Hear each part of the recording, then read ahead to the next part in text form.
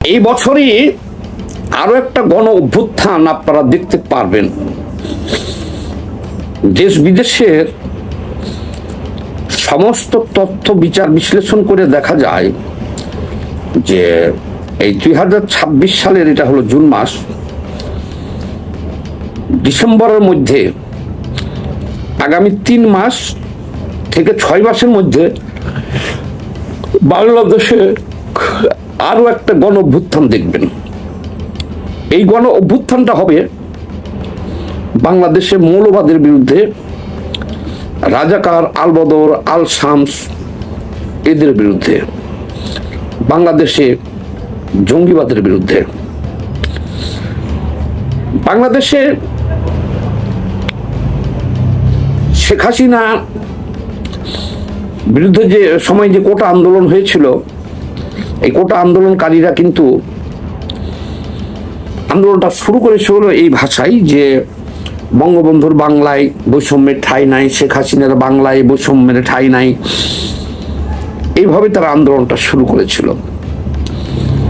ঠিক আছে, কিন্তু বাংলাদেশের জনগণ কিন্তু এটা জানতো না যে এরা সব হলো রাজাকারের বাচ্চা। এরা সব রাজাকারের বাচ্চা, যে দেশবাসী আন্দোলন করেছিল কি জন্য? গণতন্ত্রের জন্য, ভোটের জন্য।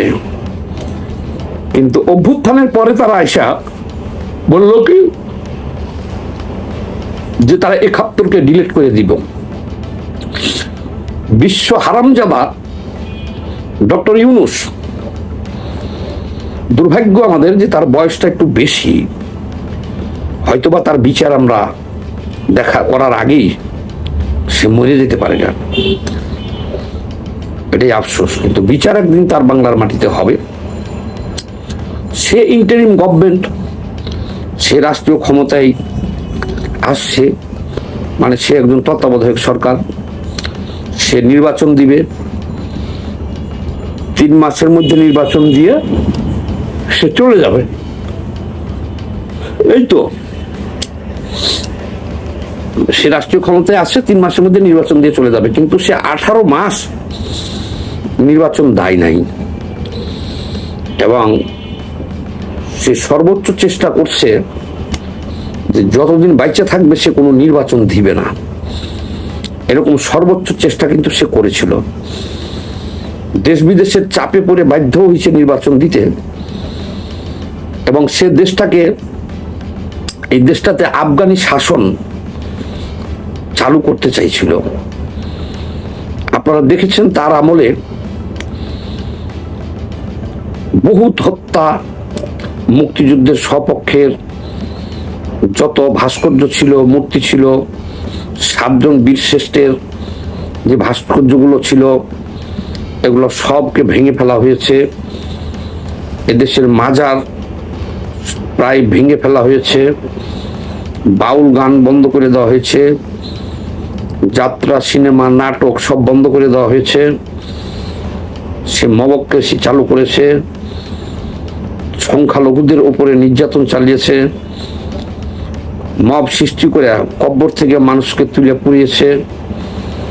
প্রথম আলো, ডেইলি স্টার সহ বিভিন্ন প্রতিষ্ঠানে আগুন দিয়েছে, 32 নম্বর ভাঙচুর করেছে, বঙ্গবন্ধুর স্মৃতি পরিচিত বাংলাদেশের স্বাধীনতার সাথে জড়িত সেই 32 নম্বর ভেঙে ফেলছে, এবং সারা দেশে সংখ্যালঘুদের উপর তো নির্যাতন হয়েছেই, আগুনে পুড়িয়ে মানুষকে হত্যা করা হয়েছে। আচ্ছা, মুক্তিযোদ্ধাদের গলায় জুতার মালা দেওয়া হয়েছে। সব মিলিয়ে রাজাকারদের জয় জয়কার শুরু হয়েছে 5ই আগস্টের পরে। রাজাকার, আলবদর, আল শামস এদের উত্তরসূরি এবং পাকিস্তানপন্থী এবং আফগানপন্থীরা 18 মাস ধরে দেশটাকে একটা জঙ্গি দেশ হিসাবে বিশ্বের দরবারে প্রতিষ্ঠিত করেছে, যেখানে সব ধরনের সংস্কৃতি, আমাদের ঐতিহ্য বন্ধ করে দেওয়া হয়েছে।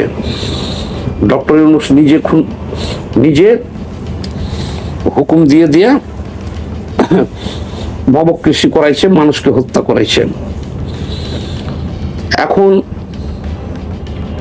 বাংলাদেশের জনগণ দেখেছে যে 18 মাসে এই যে বৈষম্য বিরোধী ছাত্র আন্দোলন জামাত শিবিরকে সাথে নিয়ে ডক্টর ইউনূস এদেশে ব্যাপকভাবে লুটপাট করেছে, খুন হত্যা ধর্ষণ এগুলো তো বললামই, এবং আজীবনের জন্য ক্ষমতায় থাকার জন্য সে মনে করেন আমেরিকা থেকে, ইউরোপ থেকে, সিঙ্গাপুর থেকে, বিভিন্ন স্থান থেকে তার যেগুলো দালাল আছে সেগুলো সবকে এক জায়গাতে করে সরকারে নিয়েছিল, নিয়ে দেদারসে ডক্টর ইউনূসের খতিয়ান আমাদের কাছে আছে,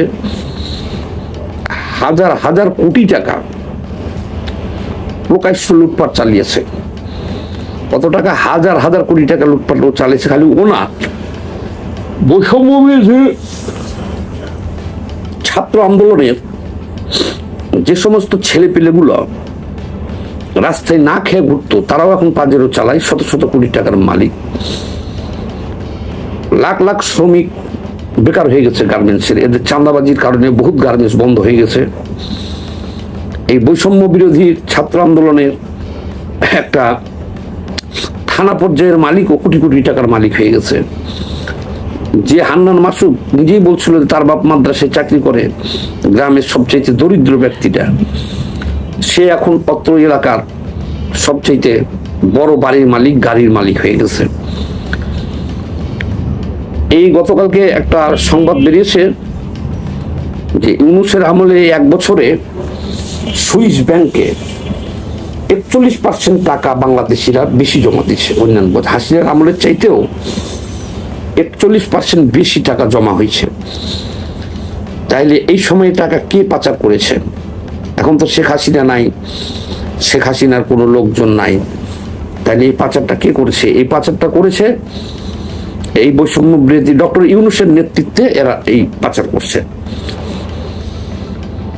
সেই কারণেই যে ডক্টর ইউনূসকে তো কেউ দায়িত্ব দেয় নাই যে সংস্কার করার, সে সংস্কার নামে খেলাধুলা করিয়া ক্ষমতাটা দেশ বিরোধী জঙ্গিদের হাতে তুলে দিয়া চলে যাওয়ার পায়তারা করছিল সে।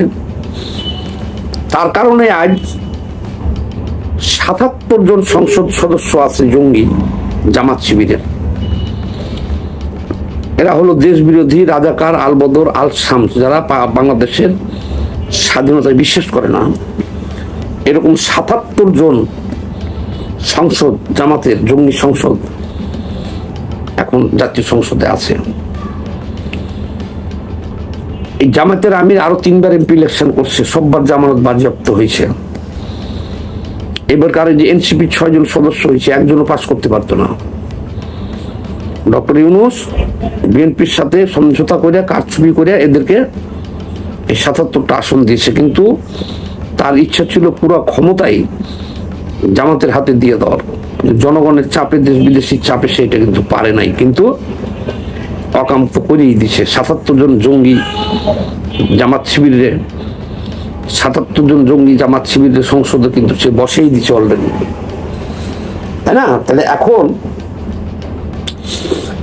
দেখেন বাংলাদেশে ফুটবল খেলা দেখাও হারাম করে দিছে। ফুটবল খেলা দেখা হারাম বাংলাদেশে। তারপরে বাউল গান শোনা হারাম, নাচ গান, সিনেমা, নাটক, শিক্ষা, সংস্কৃতি সব হারাম করে দিয়েছে বাংলাদেশে। এটা অলিখিত। দেখেন এই যে এখন বিশ্বকাপ খেলা হইতেছে, প্রতি বছর অসংখ্য নিজ নিজ দলের, ব্রাজিল, আর্জেন্টিনা এবং বিভিন্ন দলের পতাকা টাঙাইতো। এবারকার সব নামায় ফেলছে, জঙ্গিদের নামায়। দেখেন এখন কালেমার পতাকা উড়াইছে। তাহলে আমরা কিন্তু এখন মোটামুটি একটা তালেবানি শাসনের মধ্যে পড়ে গেছি। মাদ্রাসায় অসংখ্য শিশু বলাৎকার হইতেছে, এর কোনো প্রতিকার নাই। তারা আরো ফতোয়া দিতেছে যে 12 রাকাত নামাজ পড়লে নাকি বলাৎকারের গুনাহ মাফ হয়ে যায়। ব্যারিস্টার শাহরিয়ার এই ফতোয়া দিয়েছে। জামাতের এক নেতা ধর্ষণ করে আর বেটির পেট বাজিয়ে ফেলছে। জামাতে ঘোষণা দিচ্ছে যে এটা আল্লাহ রাসূলরা করতো, নবীরাও করতো, সাহাবারাও করতো, এটা তেমন কোনো অপরাধ না। যে মামুনুল হক শহীদুল নামক একজন মাওলানার স্ত্রীকে নিয়ে সোনারগাঁ রিসোর্টে ধরা পড়ে 501 নম্বর রুমে। সে এখন এসে হুঙ্কার দিয়ে ঘোষণা দিতেছে নির্জল লজ্জর ভাবে যে 501 সেলিব্রেট করবে, মানে উদযাপন করবেন। তার যদি কোনো লজ্জা শরম থাকতো, অনলাইনে সারা বিশ্বের লোক দেখছে যে সে আরেক বেটার বউ নিয়ে যে ওখানে অকাম করতে যে ধরা পড়ছে, সে এখন জোর গলায় বলতেছে সে এটা উদযাপন করব। আচ্ছা, এইসবের কারণ কি? এইসবের কারণ হলো কি, যে দেখেন এরা শিশু বলাৎকার করে ধরা পড়লেও হাসে, এদের মাথার চুল কাটিয়ে দিলেও হাসে, এদের গলায় জুতার মালা পরাইয়া দিলেও হাসে, এরা নারী নিয়ে ধরা পড়লেও হাসে, এদের যদি জেল হয়ে যায় তাও হাসে, এদের মৃত্যুদণ্ড হয়ে গেলেও তাও হাসে। এরা হলো এই ভয়াবহ জঙ্গি। এরা, এদের লজ্জা মান সম্মান কোনো কিছু নাই। তাহলে বাংলাদেশের মুক্তিযুদ্ধের সপক্ষে শক্তি যারা, তারা চেয়েছিল, দেশবাসী সবাই আন্দোলন করেছিল গণতন্ত্রের জন্য, যে শেখ হাসিনা উৎখাত হবে, দেশে গণতন্ত্র আসবে। কিন্তু দেশ যে তালেবান হবে, তালেবানি শাসন কায়েম হবে, দেশ পাকিস্তান হবে, জঙ্গিবাদ ভরপুর হবে, দেশে সব সংস্কৃতি বন্ধ হয়ে যাবে, এটা তো দেশবাসী চায় নাই। আর এই কারণে দেশবাসী এখন কিন্তু সংগঠিত হইতেছে। বিশেষ করে দেখেন মোসাদ, ইসরায়েলি গোয়েন্দা সংস্থা মোসাদ, তারা ঘোষণা দিচ্ছে যে বাংলাদেশে এখন হামাসের কার্যক্রম চলতেছে। সেনাবাহিনীর একটা ক্লাব আছে, যেখানে রাওয়া ক্লাব, সেইখানে দেখলাম বাংলাদেশের যত চিহ্নিত জঙ্গি অপরাধী আছে, পাকিস্তান থেকে আরো অনেকে আসছে, এই রাওয়া ক্লাবটাকে এখন জঙ্গিদের হেডকোয়ার্টার বানানো হয়েছে। কিন্তু যতই বলেন, বাংলাদেশের জনগণ কিন্তু এই বাংলাদেশকে আফগানিস্তান বানানো, আফগানি শাসন কায়েম করা, এই পৃথিবীর সবচেয়ে ঘৃণ্য জাতি বলেন আর শাসন বলেন, সেটা হলো আফগানিস্তান। পৃথিবীর কোন রাষ্ট্রই তাদেরকে স্বীকৃতি দেয় নাই। তাহলে সেই আফগানিস্তান বাংলাদেশ হয়ে যাবে, এটা তো বাংলাদেশের সচেতন, শিক্ষিত, সুশীল সমাজ, বুদ্ধিজীবী, মেহনতি মানুষ, সাধারণ মানুষ, যারা মুক্তিযুদ্ধের সপক্ষে শক্তি, যারা মনে করে যে 30 লক্ষ শহীদের বিনিময়ে আমাদের যে অর্জন, যে পতাকা পেয়েছি, দেশ স্বাধীন করেছি, এটা আমরা জীবন দেওয়া হলেও রাখবো। এই গোষ্ঠীরা মনে করেন যে এখন সংগঠিত হইতেছে। এরা যখন দেখতেছে যারা বাংলাদেশের স্বীকারই করে না যে বাংলাদেশের অস্তিত্ব, তারা এই সংসদে 77 জন সংসদে এই ধরনের জঙ্গি যা ঢুকে পড়ছে, তারা এমপি হয়ে গেছে এই ইউনূসের চক্রান্তের ফলে। সব হিসাব করে আমি দেখলাম, দেখেন কালকে 23 তারিখ আওয়ামী লীগের প্রতিষ্ঠা বার্ষিকী, এটাকে কেন্দ্র করে সরকার সেনাবাহিনী পর্যন্ত মোতায়েন করে ফেলছে, আরো 12,000 ফোর্স বাড়াইছে, নিজেরাও পাহারা দিয়েছে, ওরা আতঙ্কিত হয়ে পড়ছে।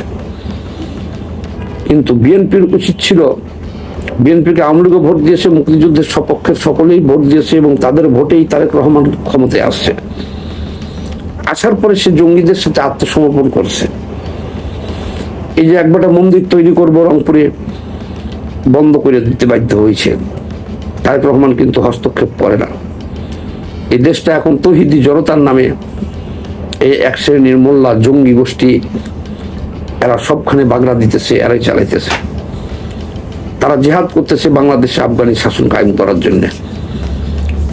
এই জন্য আমরা দেখতেছি মুক্তিযুদ্ধের সপক্ষের শক্তি যারা, এই রাজাকার, আলবদর, আল শামস, বৈষম্যবিরোধী ছাত্র আন্দোলন, এবি পার্টি, এদের দ্বারা নির্যাতিত হয়েছে, চাঁদাবাজের শিকার হয়েছে, যাদের পরিবারের সদস্যকে এরা হত্যা করেছে। এখন আওয়ামী লীগকে দেশবাসী মজলুম হিসেবে দেখতেছে। এই 18 মাসের বাড়াবাড়ির ফলে, এত অপরাধ করার ফলে শেখ হাসিনা কি অপরাধ করছিল, এটা কিন্তু সব জনগণ ভুলে গেছে, ওটা মনেও করতে চায় না। সবাই এখন বলতেছে শেখ হাসিনার আমলে আমরা ভালো ছিলাম, কাজে শেখ হাসিনার বিচার করবেন বা কি করবেন, ওই চ্যাপ্টারই তো ক্লোজ। তার আগে তো বিচারের মুখোমুখি হইতে হবে আপনাদের। এই ভিডিওটা বেশি বেশি করে শেয়ার দিন, বাংলাদেশে কোনোদিনই এই জামাত শিবির রাজাকার আলবদর আল সামদের ঠাঁই হবে না। এদের বিরুদ্ধে, তারেক রহমানের বিরুদ্ধে না, এদের বিরুদ্ধে একটা বিপ্লব এবছরই হবে, এতে সরকারও করে যেতে পারে। সবাই ভালো থাকবেন, ভিডিওটা একটু বেশি বেশি করে শেয়ার দিয়ে দেন। আমরা ওখানে গেছি, আমাদের ছোট সচিব মানে ছোট সচিব গেলেও এই কথা কয়ে আসছে, আমাদের প্রধানমন্ত্রী গেলেও একই কথা কয়। একদম ছোট একটা পিচ্ছি সচিবও যদি মালয়েশিয়া যায়, এইখানে যায় কলে শ্রমবাজার খোলো। তারপরে ধরেন এই যে আমাদের হাই কমিশনের যে ছোটখাটো কর্মকর্তা আছে, এইখানে দেখবেন লেবার অফিসারও আছে, হ্যাঁ, তারও বক্তব্য এই একই, আমাদের জন্য একটা শ্রমের বাজারটা খোলো। মানে ওই যে ছোট মিয়া যা কয়, বড় মিয়াও তাই কইতেছে, এর বাইরে কোনো কিছু এবং শুধু বলার মধ্যেই আছে।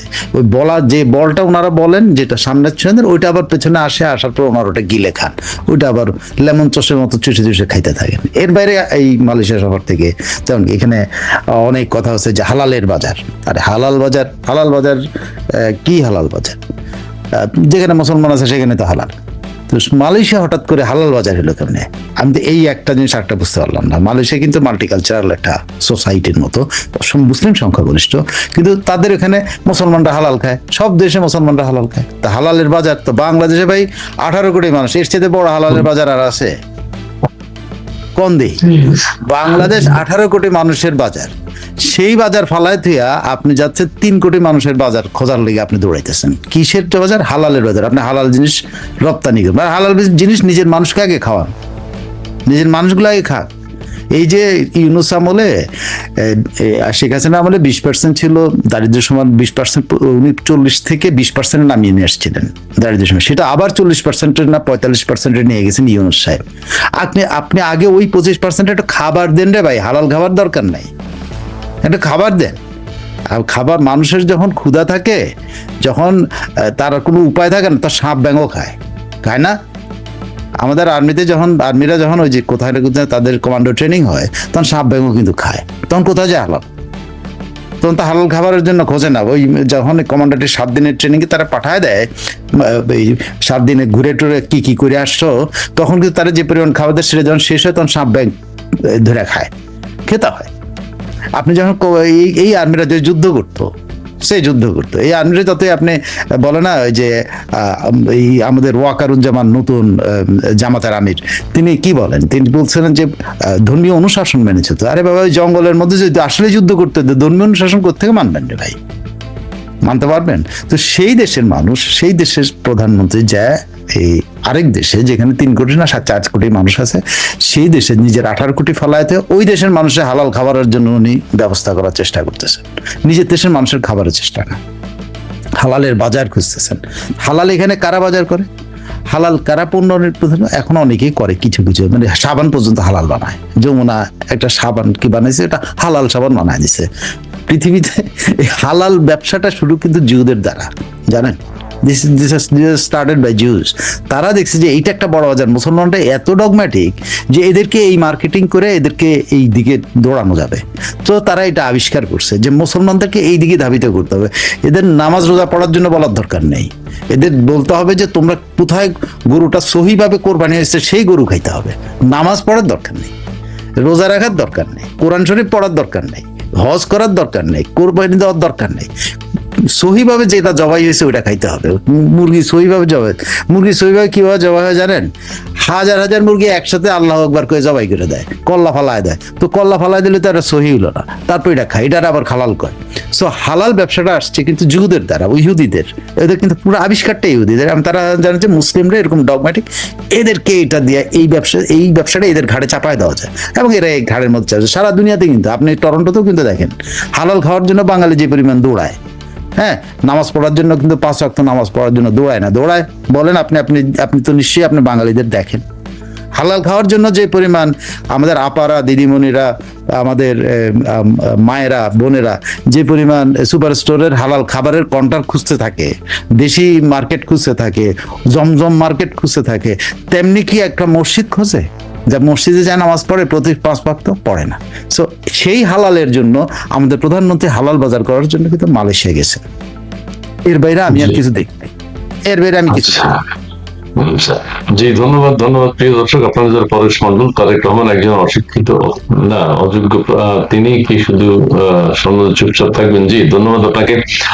শেখ হাসিনা সরকার বরবাদ দরকার। জি ধন্যবাদ আপনাকে। সুষময় মল্লিক, শঙ্খ, ইসমাইল ভাই, ওস্তাদ আপনি ফিনিক ভট্টাচার্যের একটি ইন্টারভিউ নেন, অনেকদিন ওনার ইন্টারভিউ নেওয়া হয় না। হ্যাঁ আচ্ছা ঠিক আছে, নেবো নেবো নেবো। আচ্ছা সেকেন্ড ভাই, আপনার কথার সাথে আমি হালাল হারামের বিষয়, আচ্ছা হালাল তো যে আমরা যেটা আমাদের মাথায় ঢুকছে সেটা আমাদের জন্য হালাল, অন্যদের জন্য তো জিনিস খাবার গুলো ঠিক আছে, খুবই ভালো। অন্য অন্য ধর্মের অনুসারী যারা, তারা কি মানুষ না? আচ্ছা আমরা হালাল খাই, হালালের মধ্যে কি আলাদা ভিটামিন আছে কিনা? নাই। আচ্ছা আরেকটি কথা বলি, আমি একজনে আমার ফ্রেঞ্চ ফ্রাই খাওয়াবে, এটা আমি আপনাকে একবার বলছি, ফ্রেঞ্চ ফ্রাই খাওয়াবে আর কি, যে আমাদের খিদে লেগেছে চল খাই। তা আমি বললাম চল। এখন কেএফসি যায়, থামে না। ম্যাকডোনাল্ডস যায়, থামেন। আমি পেলাম কি দোস্ত, তো সব তো চলে যাচ্ছে, আমি কোথায় পাবো? খিদে তো বাড়ে যেতেছে। তো বললো যে না না চল চল চল চল, যাইতে যাইতে অনেকক্ষণ পর একটা পাকিস্তানি দোকান বাইর করলো, তারপর সেখান থেকে আমরা ফ্রেঞ্চ ফ্রাই খাইলাম। আরেকটা হলো বার্গার, বার্গার কিং আছে, ওই কিং আছে, বার্গার আমি নিয়ে গেছি একটা থেকে, আমি একটা খেয়েছি, আর দুইটা নিয়ে গেছি দুজনের জন্য, এবার দুজনে এই বার্গার খায়নি। আবার আমার আমার আরেক ভাই সেই ওই বলে যে সবাই, আমি তো ওয়ালমার্ট থেকে তোরা মাংস টাংস কিনিস না? কোন না না, এখানে কেউ কেনে না, ওই জন্য আমিও কিনি না, শুধু ওই সবজি কিনি যেটা কাঁচা পাওয়া যায় সবজি, মাংস টাংস আমরা এখান থেকে কিনি না, এটা হারাম। অন্য জায়গা থেকে কিনে সবাই না, কিন্তু এই মেন্টালিটি হয়ে গেছে সবাই, এই মেন্টালিটির এই রূপ। ইহুদিরা খুব চমৎকার ভাবে, ইহুদিদেরকে আমরা ইহুদি নাসারা বলে গালি দেয়, কিন্তু ইহুদিরা আমাদের উপরে ব্যবসা করে দুর্দান্ত ভাবে। এই হালালের ব্যবসাটা কিন্তু ইহুদিদের স্টার্ট। ইহুদিরা তাদের আমেরিকাতেই হালাল শুরু করছে, এবং এটা সারা দুনিয়াতে ছড়াইছে তারা। আমি এটার অরিজিন যদি আপনি কোনোদিন বলেন, এটা তাত্ত্বিক অরিজিন সব খুঁজে বাইর করে দিতে পারবো, but I have read the story. যে স্টোরিটা হলো ইহুদিরা এটা স্টার্ট করছে এবং মুসলমানরা এটা ঝাঁপায় পড়া খাচ্ছে। আমরা মুসলমানরা 5 ওয়াক্ত নামাজ যেটা ফরজ, ওইটার কামের ভিতরে নেন। হালাল খাওয়াটা কি ফরজ না এটা তার আমি জানি না, এটা ফরজ হইতে পারে, হারাম হালাল নিশ্চয়ই ফরজ। তো ফরজ এইটা খাওয়ার জন্য যেভাবে বাজারে যায় যে হালালের কর্নার খোঁজা শুরু করে, এটা না দেখলে এটা কিন্তু মালয়েশিয়াতে যেখানে যে আপনি হালাল বাজার খুঁজতেছেন, মালয়েশিয়াতে এটা খোঁজে না। সিরিয়াসলি আমি মালয়েশিয়াতে ছোটবেলায় গেছি, বড়বেলায় গেছি, বহুবার গেছি, আমি এগুলো দেখিনি। আমরা যেটা খুঁজি, আমরা যা করি। আচ্ছা ঠিক আছে প্রিয় দর্শক, আমাদের আরেকজন দর্শক বলছেন জয় বাংলা জয় বঙ্গবন্ধু। জি ধন্যবাদ। বাংলাদেশ আওয়ামী লীগ আওয়ামী যুবলীগ ফরিদপুর জেলা শাখার পক্ষ থেকে শুভেচ্ছা জানাচ্ছি, অভিনন্দন। জি আপনাকে অভিনন্দন। জি গৌরব ও সংগ্রামের ৭৭তম প্রতিষ্ঠাবার্ষিকী। জি আমি আশিক লিপনের একটা আশিক লিপন বলছেন ইসমাইল ভাই সাইফুল ভাইকে হাঁসের মাংস দাওয়াত দিছি, বাংলাদেশে আসলে আমার বাসায় যেন আসে, আপনিও আসবেন। আমার পরে বলছে সাইফুল ভাইকে, বলছো সাইফুল ভাই সিনিয়র মানুষ, অবশ্যই যাবে।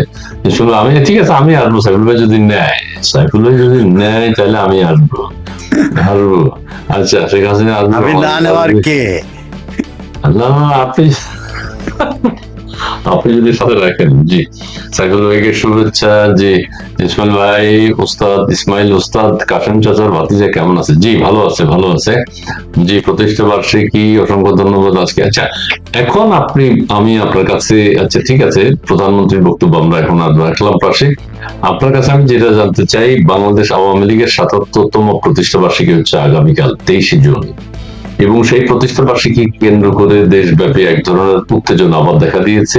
কেউ কেউ বলছেন সরকার জামাত এরা তো ভয় আছে, কারণ এরা অপরাধ করেছে সেই জন্য এত ভয়, না হলে ভয়টা কিসের?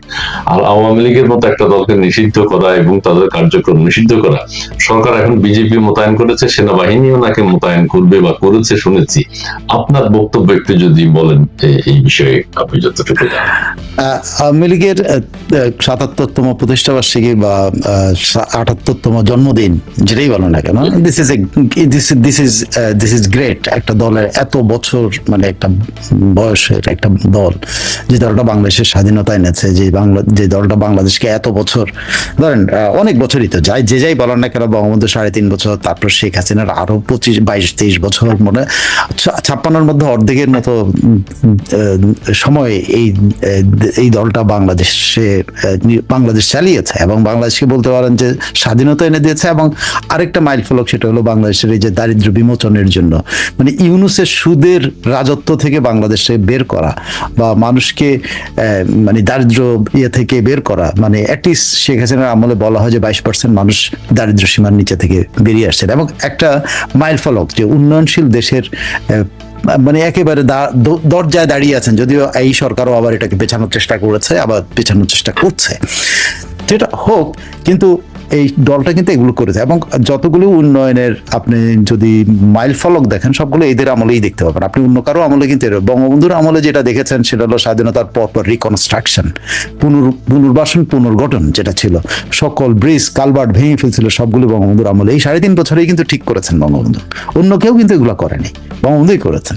আবার তার দল আবার যখন শেখ হাসিনার নেতৃত্বে ক্ষমতায় আসে, সেই দলটা প্রথম দফায় তেমন কোনো কিছু করছে 96-এ, তেমন কোনো ভালো কিছু, অনেক কিছুই ভালো করেছে। যেমন একজন শেখ হাসিনার যখন 96-এর পরে 2001-এ যখন ইয়ে হয়, কি বলে, কেয়ারটেকার গভর্নমেন্টটা হয়, তো সেই কেয়ারটেকার গভর্নমেন্টের একজন প্রেস সেক্রেটারি ছিলেন, আমাকে খুব পছন্দ করতেন।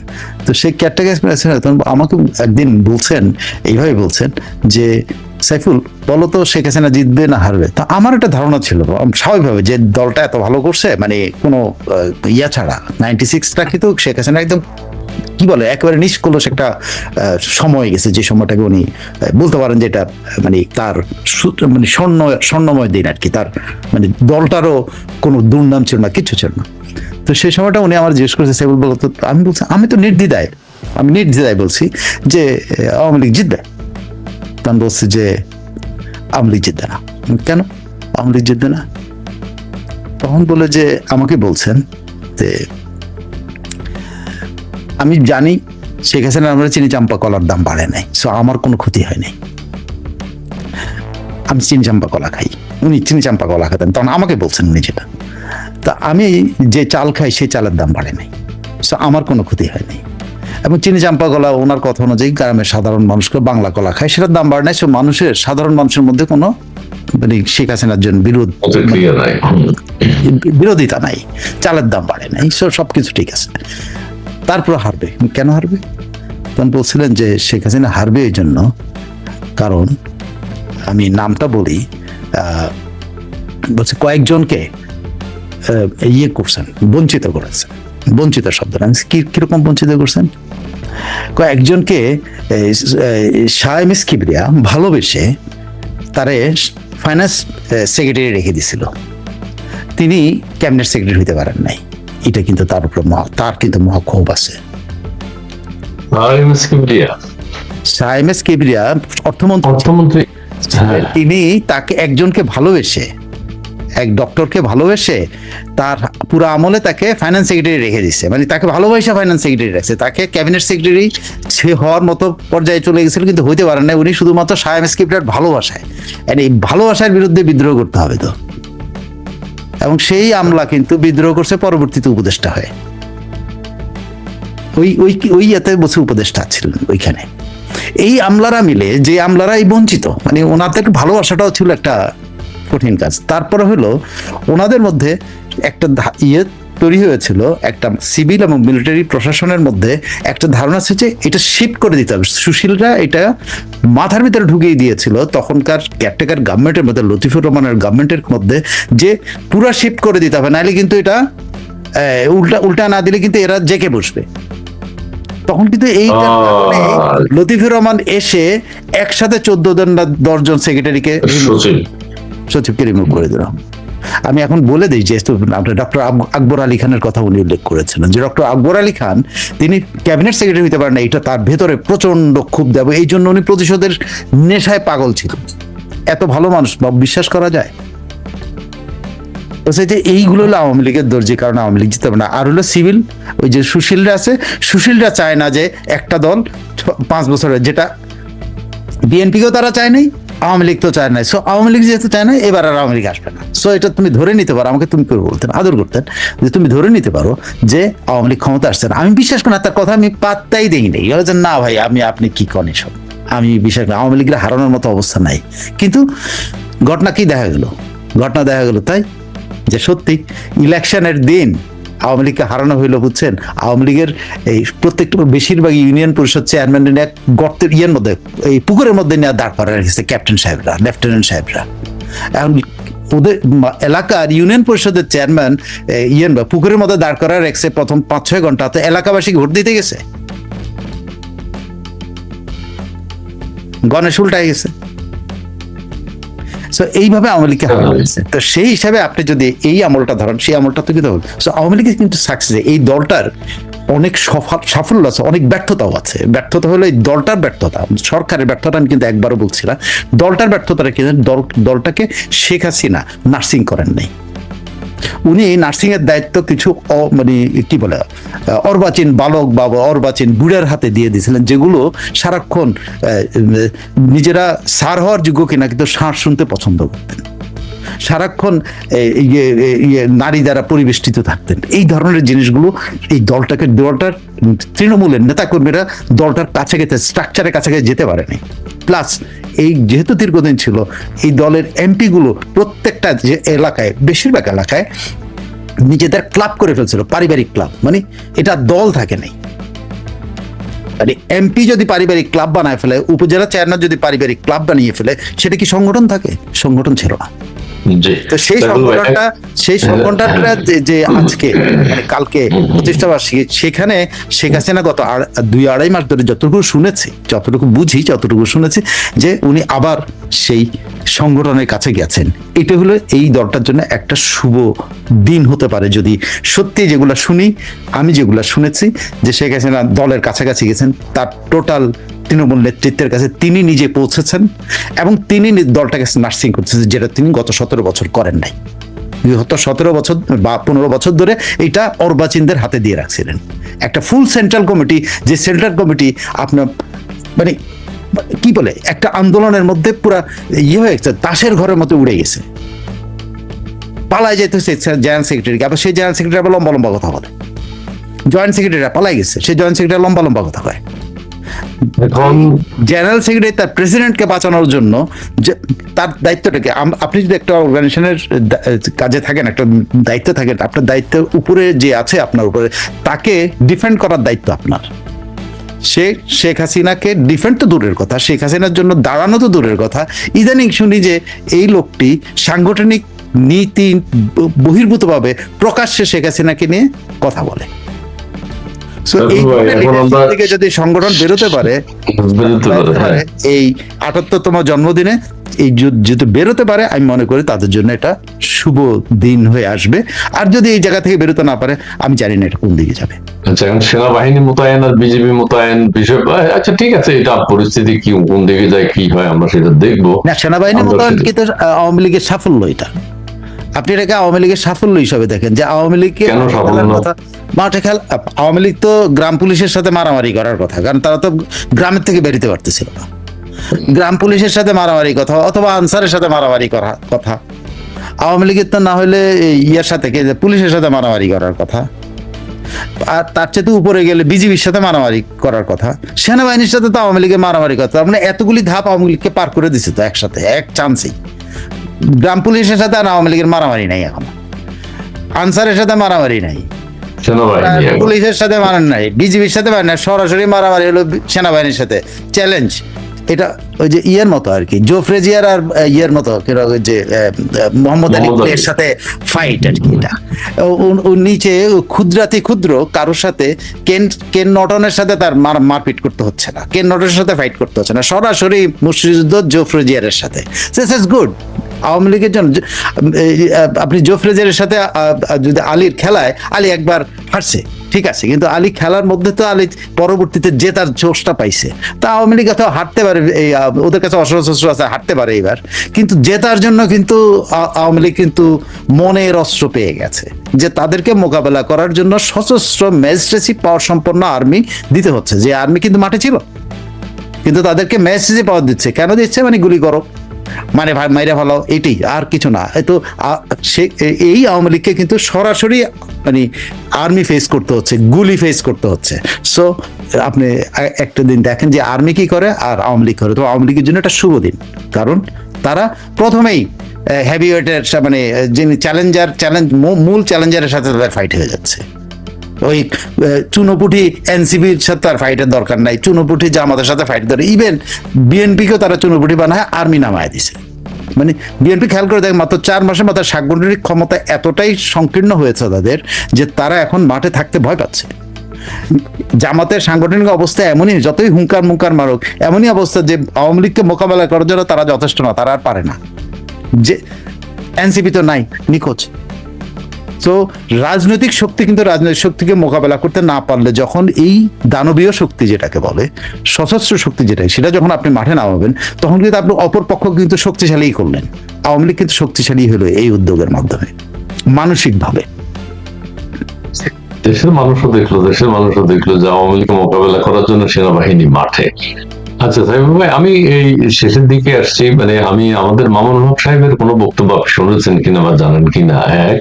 দ্বিতীয় কথা, আমার হানজালা সাহেব বেশ উত্তেজিত, হানজালা সাহেবের জ্বালা বিএনপিও অতিষ্ঠ, এলাকার মানুষ অতিষ্ঠ, তিনি শিবচরের শাসক হিসেবে নিজেকে প্রকাশ করতে চান। আর মামুনুল হক সাহেব বলছেন যে ওনাকে যেদিন 3রা এপ্রিল সম্ভবত ওনাকে যে ওই রিসোর্টে ধরা হলো, সেইটা শেখ হাসিনার পতন বা এইরকম কিছু, ওইটাকে উনি জাতীয়ভাবে বা কোনোভাবে উদযাপনের, এটা একটা মাইলস্টোন ওই দিনটা। এমন কেউ কেউ বলছেন উনি সেদিন ধরা খেলেন একজন নারীকে নিয়ে, 17 জন মারা গেছে আগের দিন, তারপরের দিন উনি সেখানে এখন বলে যে আমি বিয়ে করছি, এখন আবার ডিভোর্স দিয়েছে। এই যে কথাগুলো এখন তিনি তার স্ত্রীকে বলেছেন, ওখানে তাই বা কেন লিখলেন, নানান কথা তিনি বলেছেন। আপনার চোখে পড়েছে কিনা? না হলে এই প্রসঙ্গ আমরা বাদ দেবো মামুনুল হক সাহেবকে। না, আমার চোখে পড়েছে, কিন্তু অসভ্য এবং এই বর্বর লোকটাকে নিয়ে আলোচনা করাটার চাইতে আমি যেটা বলতে চাই যে আমাদের এই বর্বর লোকটাকে নিয়ে আমি আলোচনা করতে, সে যে সে আইনি কায়দায় যে বছরের পর বছর ধরে একজন মহিলাকে ধর্ষণ করছে আইনি মোড়কে, এইটা সে প্রমাণ করার চেষ্টা করছে তার স্টেটমেন্ট দিয়ে। কিন্তু আমার কথা হলো অন্য জায়গায়।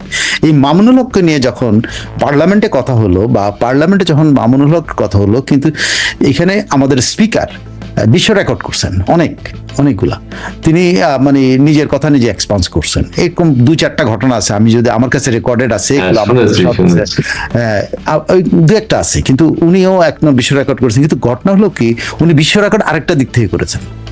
উনি যেমন মামুনুলের অধিকার রক্ষা করছেন, কিন্তু 21 কিন্তু জাহানারার অধিকার উনি রক্ষা করেন নাই। ওনার দায়িত্ব ছিল জাহানারা স্বর্ণা, হয়তো ওনার নামটা কি আমি জান্নাত ঝর্ণা, ও জাহানারা, আমি তো যাই হোক, আই এম সরি। তো উনি কিন্তু তার অধিকার কিন্তু রক্ষা। ওই ভদ্রমহিলাকে যে এখানে কাপড় চোপড় খুলে ফেলা হইলো, অন্ধকার অধ্যায় বলে স্পিকার নিজে যখন কাপড় খুললেন, তো ওই মহিলার কি অধিকার রক্ষা করছেন উনি? ওই মহিলা তো এই পার্লামেন্টে কথা বলতে পারে না।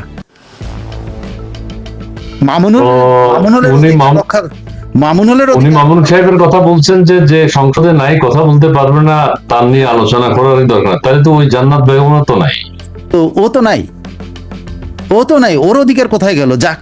যাকে মানে নির্বিচারে ধর 2-2.5 বছর ধরে আইনি ইয়ের মধ্যে রেখে, আইনি ইয়ের মধ্যে যে মুতাফুতা কি সব বিয়ের মধ্যে রেখে যাকে রেপ করলো বছরের পর বছর ধরে, 501কে সে এখন জাদুঘর বানাতে চায়, মানে 501 নাকি এখন তাদের প্রতীকে পরিণত হচ্ছে, এইটা সবাই করতে পারবে। তো সেই লোকটার অধিকার উনি রক্ষা করলেন, কিন্তু ওই 501-এর মধ্যে যে মহিলাটা নির্যাতিত হইলো, যে মহিলাটা মামলা করেছে, সেই মামলার নিষ্পত্তি হলো না, মামুনুলকে এমনি ছেড়ে দিয়ে দিল, আর সেই মহিলাকে ডিভোর্স দিয়ে দিল, সেই মহিলার জীবন শেষ হয়ে গেল। সেই মহিলার অধিকার কিন্তু আমাদের স্পিকার রক্ষা করে নাই। তো এই হলো আমাদের স্পিকার, যিনি বিশ্ব রেকর্ড করেছেন মানবাধিকার, মানে আরেকজনের কথা বলার অধিকার রক্ষা করে। এই পার্লামেন্টে প্রতিদিন আওয়ামী লীগের নেতা কর্মীদের শেখ হাসিনাকে গালাগালি করা হয়, ফ্যাসিস্ট বলা হয়। ওই তখন ওরা তো এই পার্লামেন্টে কথা বলার অধিকার রাখে না, মানে সুযোগ নাই তাদের। তো তার অধিকার কে রক্ষা করবে? সেটা কি স্পিকার রক্ষা করা উচিত না? যে না, আপনার শেখ হাসিনা নিয়ে কথা বলবেন, তিনি এখানে সে কথা বলেন পারেন না, তো এটা তো বলেন না ভাই। একই আপনি বিচারকের আসনে বসে যদি আপনি ডানকে ডান না বলতে পারেন, বামকে বাম না বলতে পারেন, যখন মনে হয় বামকে ডান বলবেন, যখন মনে হবে ডানকে বাম বলবেন, আপনার ইচ্ছে অনুযায়ী আপনি নাম ধারণ করায় দিবেন, আপনার ইচ্ছে অনুযায়ী সাইফুল আমিনরে বলে দেবেন ইসমাইল ভাই, আপনার ইচ্ছে হইলো ইসমাইল ভাইরে বললেন সাইফুল আমিন, এটা তো হইল না। He did a mistake. এটা কিন্তু সে যেটা করেছে, আমি জানি, আমি গুগল মামার কাছে চেক করতে গিয়ে যে মানে মামির কাছে চেক করছিলাম, তো জামান ইমামি আমার সব দেখা দিছে যে উনি কি কি করছেন, মহা ওনার গুণ কীর্তন করছেন জামান ইমামি, যে উনি অধিকার রক্ষা করছেন একজন ব্যক্তির বিরুদ্ধে, যে ব্যক্তি বাইরে আছে সেই ব্যক্তির, এটা উনি অধিকার রক্ষা করছেন। যেমন এইভাবেই বুঝছে। আমি জামানের সাথে আর এই নিয়ে টক করি নেই, করবো মামির সাথে আবারও এই নিয়ে বাতচিত করবো, করে আরো ডিটেল পাওয়ার চেষ্টা করবো। কিন্তু কথা হচ্ছে তিনি কি একটা সত্যিকার অর্থেই মানবিকতার পরিচয় দিয়েছেন? যদি মানবিকতার পরিচয় দিতেন তিনি পুরোটাকেই তিনি বলতেন যে মামুনুলের পুরো সবকিছু আমি এক্সপান্স করলাম এই জন্য যে এখানে মামুনুল না, সে জান্নাত স্বর্ণাকেও এখানে প্রোটেকশনের দরকার আছে। হি ডিডন্ট প্রোটেক্ট জান্নাত স্বর্ণা। আমি জানি না জান্নাত স্বর্ণা কিনা, আপনি বলছেন জান্নাত, আমি Jahanara Jharna. This is so bad. এইটা হলো আমাদের উদাহরণ তৈরি করছেন আমাদের স্পিকার। আজ হোক কাল হোক এটা কিন্তু রেকর্ডে যাবে যে আমাদের স্পিকার একজন ধর্ষকের, একজন বাজে মানুষের, একজন বদমাইশ মানুষের পক্ষ নিয়ে নিজের বক্তব্য নিজে এক্সপান্স করেছেন। যিনি নিজের ভেতর থেকে বলছেন এটা কালো অধ্যায়, নিজের ভেতর থেকে উনি তাৎক্ষণিকভাবে কথাটা বলেছেন, কিন্তু তার মানে উনি ভেতরে এটা বিশ্বাস করেন, তার মানে উনি প্রকাশ্যে মিথ্যা কথা বললেন। যিনি ভেতরে এটা বিশ্বাস করেন এটা একটা কালো অধ্যায়, তিনি প্রকাশ্যে এসে বললেন যে না আমি এটা এক্সপান্স করলাম। So bad instance in our মানে আমি মামুনুল হক সাহেবের একটা লেখা, ওই যে বহু চিন্তা ভাবনা করে ওনার একটা স্টেটমেন্ট আমি যদি একটু পড়ে শোনাতে চাই, একটু মানে রিসোর্টের 501 নম্বর কক্ষ নিয়ে মুখ খুললেন মামুনুল হক, ঠিক আছে? এইটা পুরোটা পড়তে গেলে অনেক সময় লাগবে। এটা পুরোটাই হলো পর্নোগ্রাফি রে ভাই। আপনি যদি এটা পড়েন পুরোটাই পর্নোগ্রাফি। আপনি পড়েন, এটা ইসলামী পর্নোগ্রাফি। ইসলামী পোস্টে 501 নম্বর কক্ষ ছিল ফ্যাসিবাদী হাসিনার ব্যর্থ প্রজেক্ট ও ঘটনার মাধ্যমে তাকে রাজনৈতিকভাবে ধ্বংস করার চেষ্টা হয়েছিল বলে দাবি করেন তিনি। 501 নম্বর কক্ষ ছিল ফ্যাসিবাদী হাসিনার ব্যর্থ প্রজেক্ট এবং এই ঘটনার মাধ্যমে তাকে রাজনৈতিকভাবে ধ্বংস করা হয়েছিল বলে দাবি করেন তিনি। 2001 সালে অনেক বড় লেখা, অনেক বড় লেখা, এখানে অনেক বর্ণনা আছে, আমি এটা পড়বো, অনেক কিছু আছে, অনেক কিছু বলার আছে। এত বছর পরে একটা স্ক্রিপ্ট উনি সাজালেন। আপনি এই পর্নোগ্রাফি আদ্যপান্ত কিন্তু ব্যাখ্যা করা যায় যে এর মধ্যে কত মিথ্যা, প্রতি লাইনে লাইনে সে মিথ্যা কথা বলছে, প্রতি লাইনে লাইনে মিথ্যা কথা বলছে। ইসলামের অনুশাসনগুলোর মিথ্যা ব্যাখ্যা দিয়েছে, কোরআনের আয়াতের মিথ্যা ব্যাখ্যা দিয়েছে। তো ওটার মধ্যে আছে। আমি কিন্তু এই জন্য ওরে নিয়ে কথা বলছেন, আমি কিন্তু এটা পুরোটাই বর্ণনা করতে, কারণ আমি পুরোটা ডিটেল পুরো আমি এটার পুঙ্খানুপুঙ্খ মাঝে মধ্যে মনে হয় এগুলো ব্যাখ্যা করে বুঝাই, পরে ভাবি যে দোষ এই মৌলানাদের সাথে, আমি মৌলানাদের সাথে যুদ্ধে আমার দরকার, আমি মৌলানা না, সো আমার এই নিয়ে ব্যাখ্যা করা যায়। কিন্তু আপনার যদি কেউ থাকে একজন ইসলামী যিনি বুঝেন কিনা, কোরআনের হাদিসের ইয়েগুলো বোঝেন, তাকে দিবেন যে সে পরতে অপব্যাখ্যা দিয়েছে, পরতে মিথ্যা কথা বলছে। তবে আপনি সাংবাদিকতার দৃষ্টিকোণ থেকে আপনি পুরোটার উপর একটা অ্যানালাইসিস, আপনার তো এখন একটা ইউটিউব চ্যানেল আছে, আপনি সেই চ্যানেলে নিয়মিত বক্তব্য দেন, আমরা সেটা জানি, এবং আমি গতকালও আপনার বক্তব্য শুনেছি। আপনার মার্জিত সুন্দর একটা চ্যানেলটার সাইফুল ভাই একটু চ্যানেলটার নাম যদি একটু আপনি, আমি এটা শুরুতে নিতে মনে নাই। জি, এটা সাইফুল স্টক, আমি দিয়ে দিই, এটা হলো আমি কেমনে ওই যে কপি করে লিঙ্কটা মেসেজে দিয়ে দিলে। জি প্রিয় দর্শক, আমরা যেন এই সাইফুল স্টক এটা যেন আমরা সাবস্ক্রাইব করি, এবং সেখানে সাইফুল ভাইয়ের বিভিন্ন ধরনের বক্তব্য আমরা দেখেছি, আমি দেখেছি, আপনারাও হয়তো অনেকে দেখেছেন। নতুন আমার কাছে, আমি অত টেকনিক্যালি সাউন্ড না, তো আমি দিতে পারতেছি না, বাট সাইফুল স্টুডিও এবং সেখানে তিনি নিয়মিত ভিডিও আপলোড করেন এবং তার পলিটিক্যাল অ্যানালাইসিস বিভিন্ন। তবে আমার একটা রিকোয়েস্ট আছে সাইফুল ভাই, সাংবাদিকতার দৃষ্টিকোণ থেকে মামুনুল হক সাহেবের এই সাজানো স্ক্রিপ্টের উপর আপনি হাদিস কোরআনের দিকে যাবেন না, সেটা হয়তো যাবেন না, কিন্তু অন্য বিষয়গুলো তো বলতে পারেন, সেটা নিয়ে একটা ভালো কন্টেন্ট তৈরি করতে পারেন, এটা আমার রিকোয়েস্ট আর কি। জি, আপনাকে অনেক ধন্যবাদ। এবং সেই সাথে আমাদের দর্শক আজকে যারা আছেন, সাইফুল ভাইকে অনুরোধ, কি বলছেন অনুরোধ, এরপরে কলকাতায় বেড়ে গিয়েছে ডিমের দাম। আচ্ছা, কলকাতায় ডিমের দাম নাকি বেড়ে গেছে? না, তা পচা ডিমের দাম বেশি বেড়েছে। পচা ডিমের দাম। ওই যে ডাক্তার জাহেদ যাবে বইলা এই পচা ডিম বিক্রি করছে, এখন মানুষ এটা স্টক করে বেকায়দা করছে। জাহেদ যাবে। জি জি জি জি। কলকাতায় ডিমের দাম বেড়ে গেছে। কষা জাহেদ নাকি যেন আপনি বলেন। কষা কষা যায় কষা। সে আরেক নাটক গেল, এই মিথ্যাবাদী, সব মিথ্যা। মামুনুল হক সাহেব যেমন অসত্য কথা বলেছে, জাহিদুর রহমানও সব অসত্য কথা বলেছে, কিভাবে ভারতে নাকি তাকে অপমান করা হয়েছে এয়ারপোর্টে। ছি ছি ছি। মুফতি মাসুদ জামিন পেয়েছে, তাকে আনেন মামুনুল হককে পোস্টমর্টম করার জন্য। জি, মুফতি মাসুদ জামিন পেয়েছে, আমরা জানি। জি, ধন্যবাদ আশিক লিপন। আমি আছি সাইফুল ভাই এই নতুন ইউটিউবে। ও ঠিক আছে, হ্যাঁ আশিক লিপন আপনারা শেয়ার করে একটু দিবেন। লিংকটা দিয়ে দিতে পারেন আশিক লিপন প্লিজ। আমি আসলে বুঝতে পারতেছি না কেমনে লিংক দিতে। আপনি কি আমার চ্যানেলটার একটা লিংক এই ইসমাইল ভাইয়ের এখানে একটা মেসেজ করে দিতে পারেন এইখানে এই কমেন্টের মধ্যে প্লিজ। জি, আশিক লিপন আপনি প্লিজ যদি পারেন সাইফুল ভাই এটা একটু কপি করে দেন, আমাদের এই মেসেজ আপনি দিতে পারেন। জি আশিক লিপন। জি জি, পলাতক আশাহত আফসোস লীগ আমাদের অনুষ্ঠান দেখে খড়কুটোর মতো বেঁচে থাকার মতো আশা নিয়ে থাকে। জি আচ্ছা ঠিক আছে, ওনাকে তো অনেক ধন্যবাদ দেওয়া উচিত। কাকে? এই কি বলে আশিক লিপন।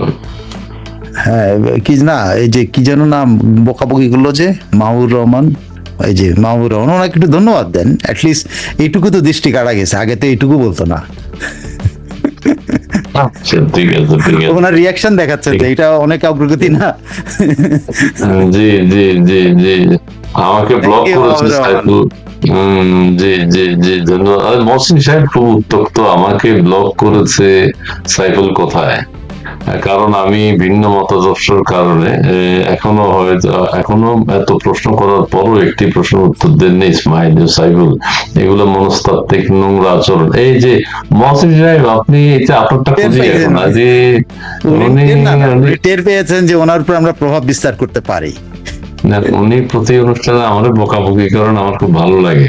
জি, যে মুজাহিদ জিন্না মহসিন, এই মহসিন সাহেবের আমার বক্তব্য কোনটা, আমি এই জিন্না টিন্না এগুলো আমরা চিনি না, এরা বিগত হয়ে গেছে, এটা নিয়ে কথা নাই। অন্য কমেন্ট খুঁজছি আপনার, আমারে কি বলছেন, সাইফুল ভাই কি বলছেন সেটা কোথায় একটু দেখি। আশিক লিপন, আক্তার জামান, মহসিন ভাই,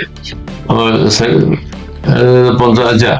সাইফুলের কাছে আমি জানতে চাই, 72 থেকে 75 দুর্ভিক্ষে 50,000-এর কাছাকাছি খাবারের অভাবে মানুষ মারা যায়। এই সময় ধুমধাম করে শেখ কামালের বিবাহ অনুষ্ঠান কতটুকু নৈতিক ছিল? শেখ মুজিবের বাকশাল কিভাবে দেখেন? জি, ওনারা একটা কথা বলছে যে 75 থেকে 72 থেকে 75 পর্যন্ত শেখ কামালের বিয়ে না হলে নৈতিক না, কিন্তু 72 থেকে 75 পর্যন্ত তো অনেকের জন্মদিন আছে, এগুলো জন্ম হয়েছে কেমনে? মা বাবা কি করে করছে? যদি মানে কারণই তো এই সন্তান জন্মদান করার কথা না, কারণ দুর্ভিক্ষে সবাই মনে কষ্ট পাওয়ার কথা। মহসিন সাহেবেরও তো, ওনার বয়স কত জানি না, ওনার যদি এই সময় বয়স হয়ে থাকে তাহলে তো এটা ডেঞ্জারাস সময়, যে আরেকজন বিয়ে করতে পারবে না কিন্তু অন্যরা জন্ম নিতে পারবে।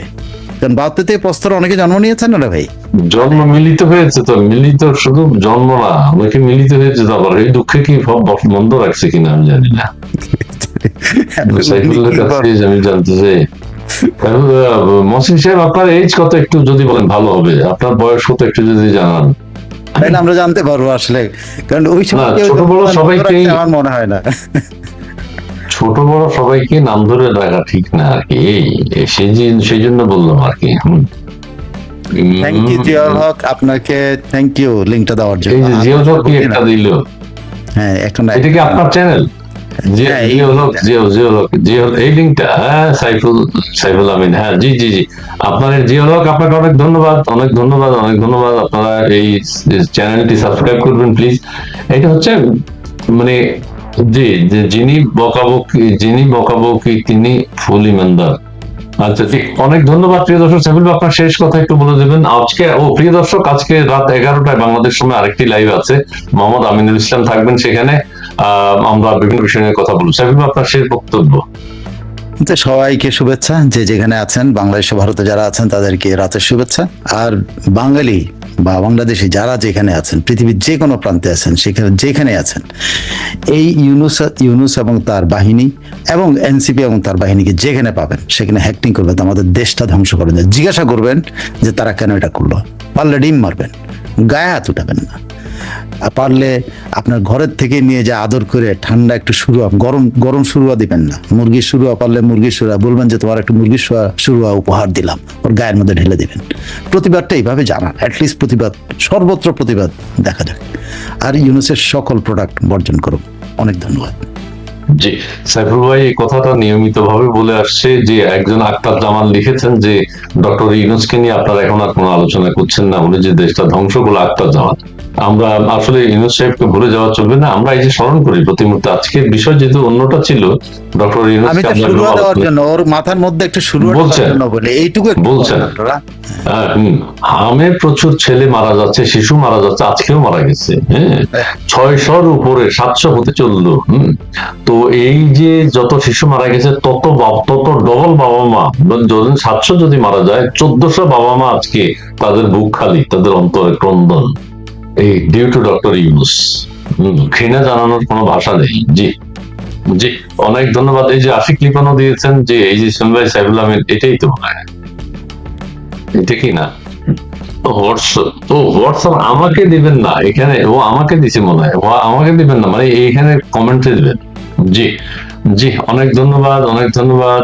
আমি ভালো আর্গুমেন্ট উপস্থাপন করতে পারিনি, এগুলো তারাই করে যারা গঠনমূলক আর্গুমেন্ট দিয়ে যায়।